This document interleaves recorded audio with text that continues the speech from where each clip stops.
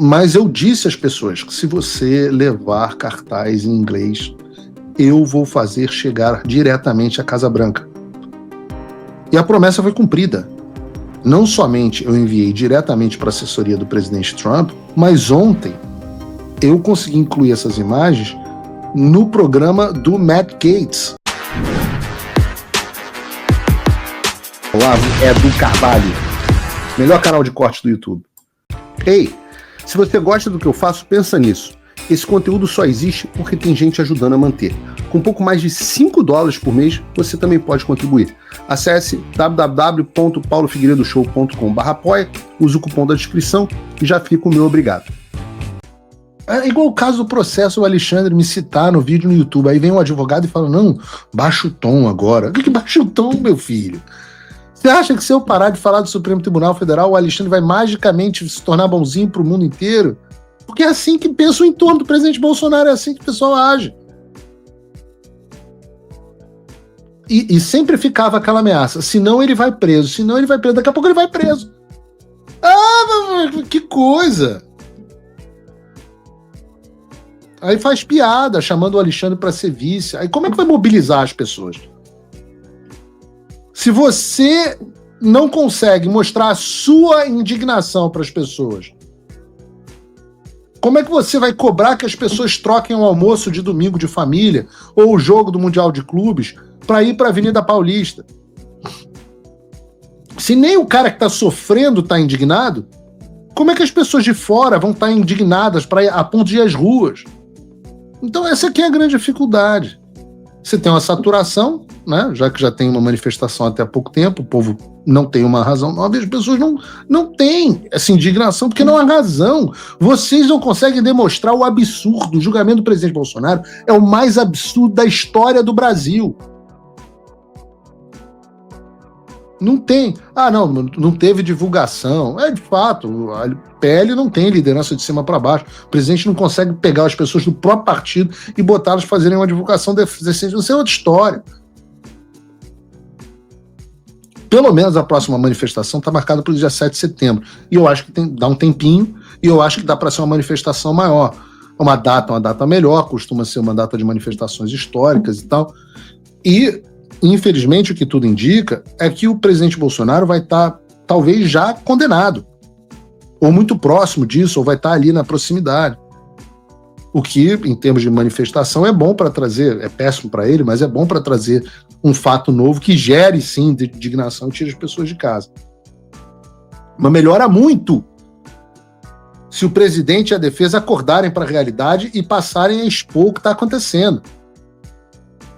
Aí então vai ter uma manifestação maravilhosa.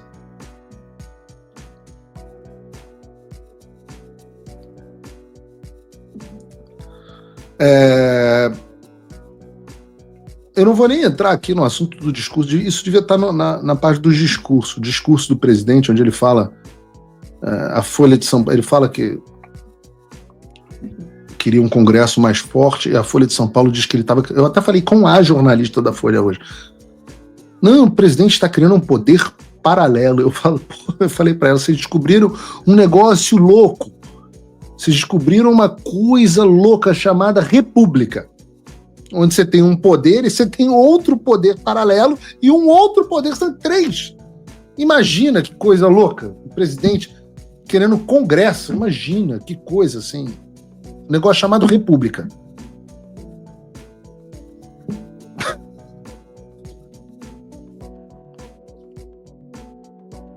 Ainda sobre as manifestações, uma coisa que eu tinha pedido é que as pessoas levassem cartazes em inglês para a manifestação pedindo a aplicação da lei Magnitsky contra o Alexandre.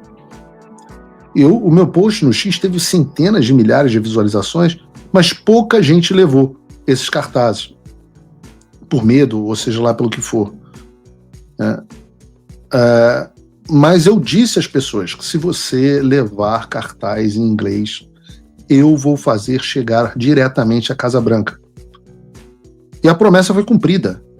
Não somente eu enviei diretamente para a assessoria do presidente Trump, que ouviu, comentou, achou interessante os cartazes, mas ontem eu consegui incluir essas imagens no programa do Matt Gaetz, que eu participei ontem na One American News. Para quem não sabe, o Matt Gaetz, ele é um ex-congressista aqui da Flórida, muito próximo do Trump. Ele foi reeleito, só não está mais no Congresso porque o Trump tinha chamado ele para ser advogado-geral da União, não, procurador-geral da República, advogado-geral da União, Attorney General, ministro da Justiça. Aqui nos Estados Unidos as 3 funções são uma só. E eles acabaram não seguindo adiante com a nomeação dele por conta de um clima hostil no Senado. Ele é muito de direita e acharam que ele talvez não fosse aprovado. E aí ele foi contratado pela One American News, que é uma emissora de televisão a cabo aqui nos Estados Unidos de notícia, tem milhões de pessoas, e é considerada a rede de televisão predileta do próprio Trump. Então, nesse programa, de um cara próximo do Trump, na rede predileta dele, a gente tratou do Marco Civil, que eu tratei aqui no programa de hoje, e depois sobre a participação das pessoas com cartazes em inglês durante a manifestação. Então, considerem que da minha parte a promessa está mais do que cumprida. Eu sei que não foram tantas as pessoas que no final das contas que levaram os cartazes, mas a vida é assim, são poucos que fazem muito, e são essas pessoas que estão ganhando o mundo com as imagens que elas levaram corajosamente para a Avenida Paulista. Eu vou colocar para vocês aqui no programa a íntegra da minha participação, tem só 7 minutinhos no show do Matt Gaetz. Queria finalizar aqui o programa, antes disso, pedindo o seu apoio. Você pode entrar em www.paulofigueiredoshow.com/apoie. Se você quer que a sua voz continue sendo levada para o mundo inteiro, e eu desapareci, mas eu continuo aqui, e eu agradeço a vocês a enorme audiência, mais de 30 mil pessoas assistindo hoje, que deixo com vocês a transmissão do show do Matt Gaetz. Deus abençoe o Brasil, Deus abençoe a América. Até amanhã às 3 da tarde. Fala pessoal, tá gostando desse vídeo? Não esqueça de deixar o seu like e se inscrever no canal OLAVOEDOCARVALHO para receber notícias quentíssimas todos os dias. Isso ajuda demais o nosso trabalho e o YouTube irá recomendar para mais pessoas.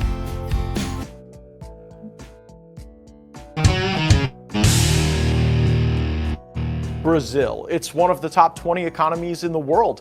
Boundless natural resources, massive trade economy, and better infrastructure than its neighbors, Brazil would seemingly be a place on the rise.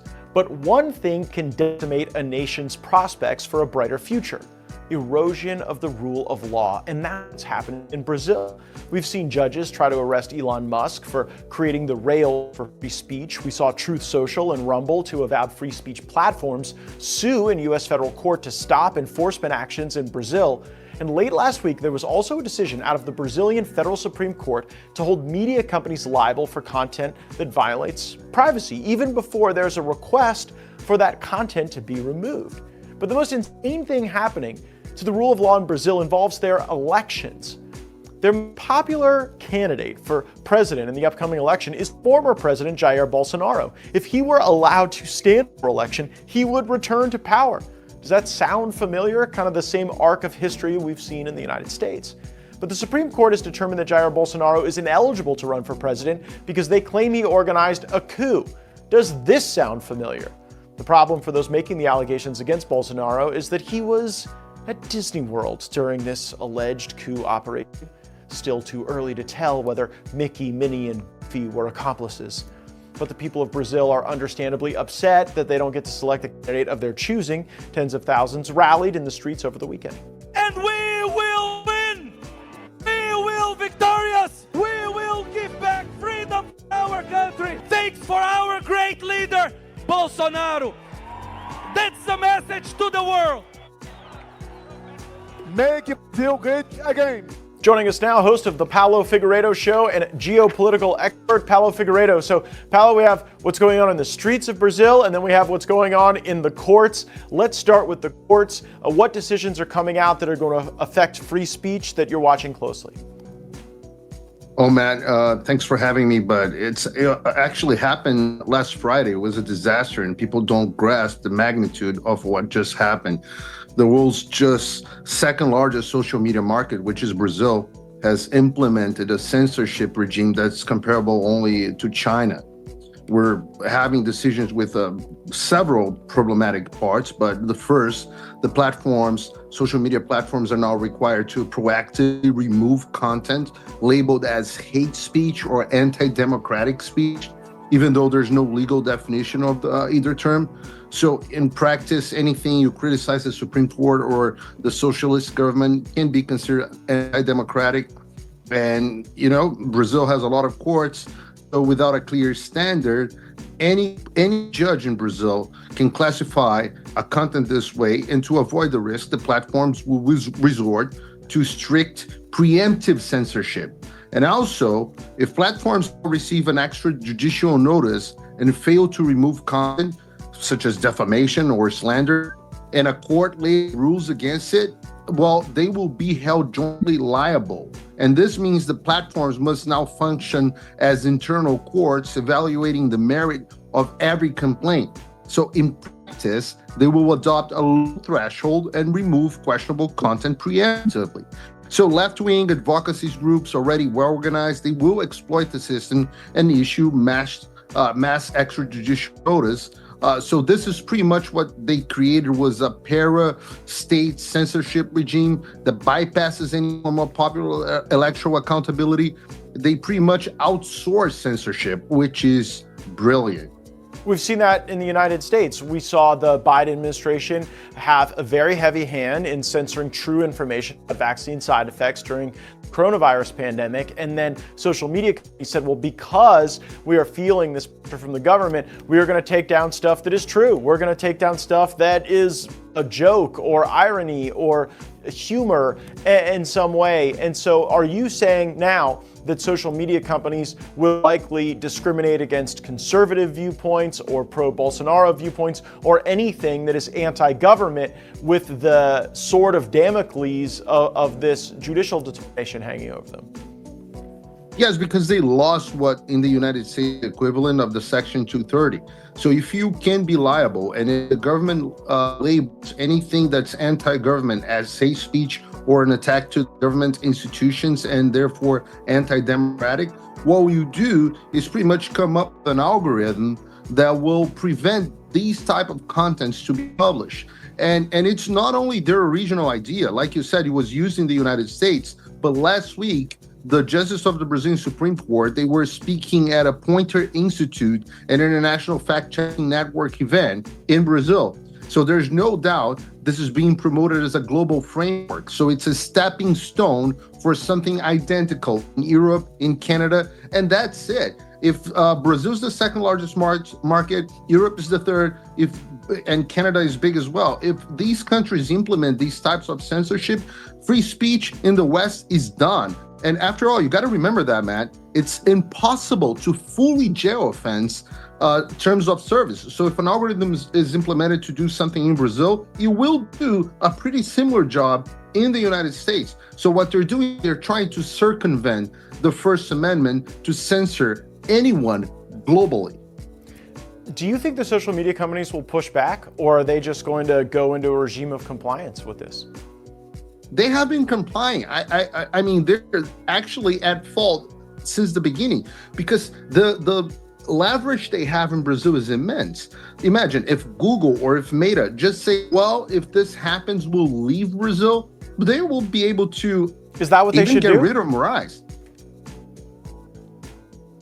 Do you think that's what they should do, Pat? Should social media absolutely. companies? I don't know why they're not doing it, because they're pretty much keeping their own market. They're trying to comply and comply comply, but you can only do that to a certain extent, and then they will replicate this globally. So they're pretty much I think it was Hitler that said, or Stalin that said, well, they're producing the ropes that we're going to use to hang them. So that's pretty much what the social media companies are doing. I can understand how they're not negotiating in a more heavy stand in Brazil. It's hard to think about this out of the context of the most popular person in Brazil not being allowed to run for president, Jair Bolsonaro. He had massive rallies over the weekend in the country. How are people reacting to this assault on democracy? Yeah, and like I said, we just saw a huge demonstration on the streets of Brazil. Tens of thousands of people protest again and mostly against Justice Moraes and against the Brazilian Supreme Court and in support of President Bolsonaro. He's leading all the polls, although he may not be allowed to run. But in fact, everything indicates that he will be tried at the end of August and sentenced to decades in prison, effectively for the rest of his life. And what stood out the most in these demonstrations last weekend were multiple signs in English. Brazil speaks Portuguese, but we had signs in English. But people are desperately asking for the United States to help, because about a month ago, Secretary Rubio said that the State Department was preparing Magnitsky Act financial sanctions against the Supreme Court Justice of Brazil, the de facto dictatorship Brazil Moraes. And he said such sanctions were a real possibility. And according to my sources, the department has already completed its review, and it's just waiting on a decision from President Trump. Well, we'll see if that is forthcoming. Moraes is certainly deserving of sanction with the way he's treated Brazil and, in fact, how he's treated the United States as well. Paulo Figueiredo, host of the Paulo Figueiredo Show, and expert on all things Brazil. Thanks for joining us, as always. For having me. Se você, como eu, tá dormindo mais tranquilo agora que o Trump voltou à presidência, ótimo. Mas e o Brasil? Nosso país continua no buraco. A volta do Trump nos dá esperança, mas as coisas não vão se resolver sozinhas. Vai ser preciso muito trabalho, meu e seu. E não adianta xingar muito nas redes sociais achando que isso resolve alguma coisa. Não tem salvador da pátria, não tem um político que vai resolver por você. A responsabilidade é sua. Eu larguei tudo para me dedicar a isso. E você? Como você pode ajudar sem abandonar as suas obrigações? Simples. Apoie quem está na linha de frente. Sem isso, esse trabalho simplesmente não continua. Acesse www.paulofigueiredoshow.com/apoie e com a partir de $5 por mês, garanta que isso siga em frente. Se puder ir além, torne-se meu patrono Gold e participe do meu grupo privado e ajude a definir as minhas próximas pautas. A diferença entre vencer e perder está na ação. Durma tranquilo, sabendo que você fez a sua parte. Obrigada por assistir o vídeo até o final. Se você já chegou até aqui, confere se já está inscrito no canal e se já deixou aquele like generoso. Estamos quase chegando a 1 milhão de inscritos e a sua ajuda é muito importante para levar o canal OLAVOEDOCARVALHO mais longe. Até o próximo vídeo, meus amigos. E neste momento é muito fácil aos defensores do plano alegar isso é uma teoria da conspiração.